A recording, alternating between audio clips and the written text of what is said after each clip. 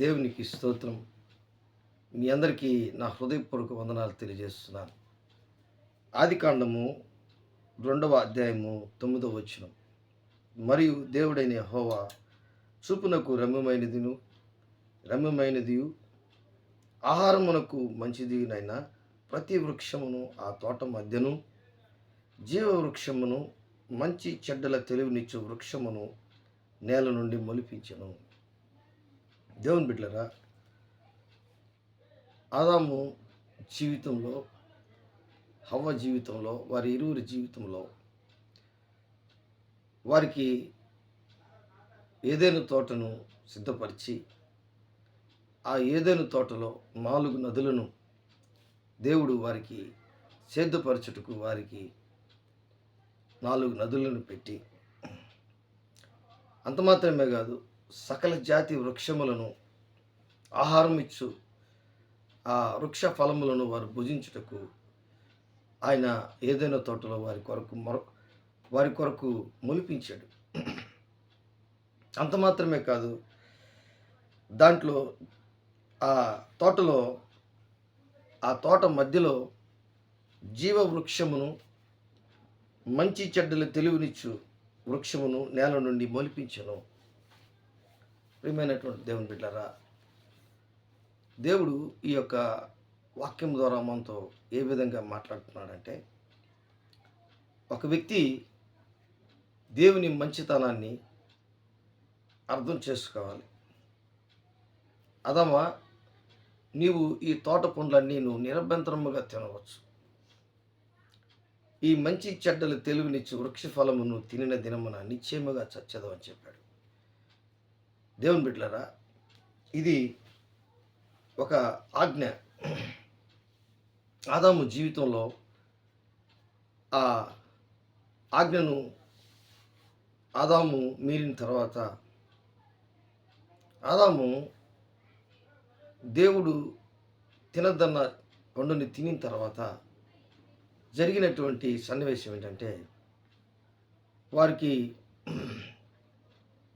మేము దిగంబరులమై ఉన్నాము అని వారు తెలుసుకోవడం మొట్టమొదటిగా జరుగుతుంది. రెండవదిగా, వారి జీవితంలో అప్పుడు వరకు భయం అనేది వారి జీవితంలో లేదు. అప్పుడే వారికి భయం కలిగింది. దేవుని స్వరం వింటున్నటువంటి పరిస్థితుల్లో వారికి భయము కలిగింది. అందుకే అంజూరపు ఆకులను కుట్టుకొని వారు ఏం చేశారంటే, కట్టడలుగా వారు చేసుకున్నారు. కాబట్టి దేవుని బిడ్డలారా, అప్పుడు దేవుడైనటువంటి యెహోవా స్వరము వారికి వినబడినప్పుడు వారు ఆ చెట్ల మధ్యలో దాంకోవడం జరిగింది. బాగా గమనించండి, దేవుడు ఇచ్చినటువంటి మంచి ఆహారమునకు ఇచ్చినటువంటి మంచి వృక్ష ఫలములన్నీ కూడా తిను, నిరభ్యంతరముగా తిను. అది ఒక మాట చెప్పాలంటే, ఏదైనా తోటలో ప్రతి వృక్ష ఫలమును తిను, కానీ ఆ మంచి చెడ్డలు తెలివిరిచ్చి వృక్ష ఫలమును తినకూడదు. అది దేవునికి దశంభాగం లాంటిది. కాబట్టి ఆ దేవుని కొరకు, లేక ఒక వ్యక్తి జీవితంలో ఒక కట్టడ ఏదైతే చేయకూడదో, ఏదైతే చేయాలో, అది దేవుడు నియమించిన తర్వాత దాన్ని ఈరోజు కూడా చాలామంది జీవితాల్లో ఏదైతే మనం చేయకూడదో దాన్ని చేయకుండా ఉంటే దేవుని ఆజ్ఞను మనము మితిమీరినటువంటి వారంగా ఉండం. దేవుని ఆజ్ఞను మనం గౌరవించి ఆజ్ఞ ప్రకారం మనం ప్రతి విషయంలో మనం జాగ్రత్తగా ముందుకు వెళ్తూ ఉంటే మన జీవితంలో ఎన్నో ఆశీర్వాదాలు, దీవెనలు మనం పొందుకుంటాం. అందుకే ప్రసంగి గ్రంథంలో 7వ అధ్యాయం 1వ వచనం, సుగంధ తైలము కంటే మంచి పేరు మేలు అన్నాడు. కాబట్టి ఆదాముకి చెడ్డ పేరు వచ్చేసింది దేవుని దగ్గర. నేను చెప్పింది నువ్వు తినద్దన్న పండు నువ్వు తిన్నావా అని అడిగాడు. వెంటనే దేవుడైన యెహోవా ఆదాము అంటున్నాడు, నీవు నాకు ఇచ్చినటువంటి సాటి అయిన సహాయం అవ్వే నాకు తెచ్చి ఇచ్చిందని చెప్తున్నాడు. ఒకరి మీద ఒకరు చెప్పుకోవడం జరుగుతుంది. అవ్వ వచ్చి పాము మీద చెప్పింది. పాము సర్పము జంతువులన్నిట్లో యుక్తిగా ఉంది కనుక అది నన్ను మోసపరిచింది అని చెప్తుంది అవ్వ. దేవునికి చెప్తుంది. దేవుని బిడ్డలారా, ఒకరి మీద ఒకరు చెప్పుకోవడం ఏదైనా తోటలోనే జరిగింది.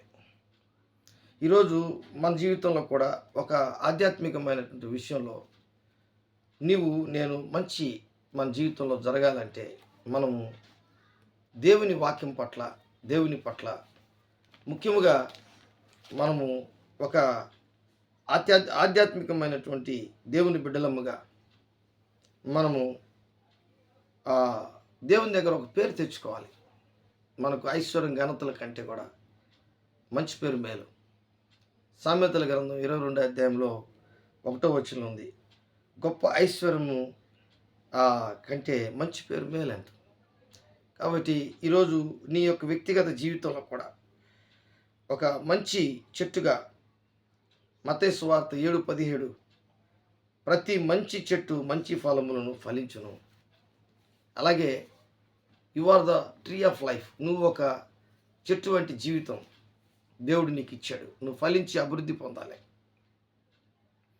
నువ్వు ద్రాక్షవల్లికి అంటుకట్టబడి జీవించాలి.